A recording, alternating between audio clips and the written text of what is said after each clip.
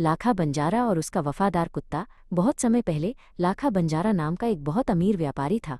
वो अपने बैलों के कारवां पर सामान लादकर एक शहर से दूसरे शहर व्यापार करता था।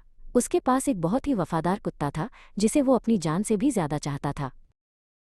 लेकिन फिर देश में एक भयानक अकाल पड़ा। लाखा ने अपनी सारी दौलत खो दी। उसका व्यापार ठप हो गया और उसके परिवार के लिए खाने को कुछ नहीं बचा। वो बहुत दुखी और चिंतित था।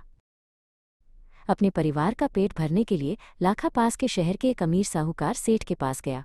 सेठ उसे कर्ज देने के लिए तैयार हो गया, लेकिन पूछा, तुम गारंटी के तौर पर क्या रखोगे?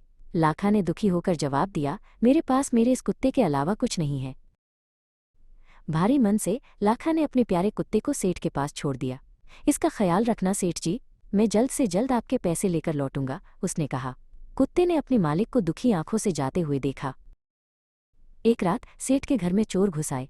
जैसे ही वे चोरी का माल इकट्ठा कर रहे थे, कुत्ते ने जोर जोर से भौंकना शुरू कर दिया, जिससे सेठ और उसके पहरेदार जाग गए।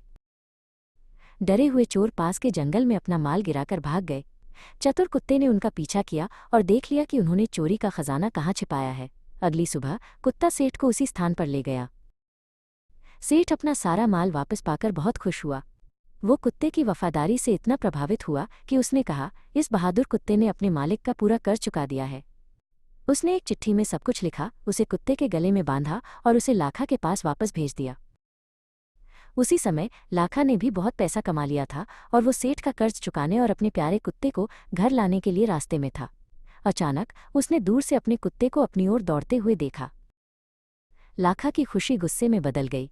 उसने सोचा, मेरा कुत्ता भाग आया। उसने मुझे सेठ के सामने शर्मिंदा कर दिया।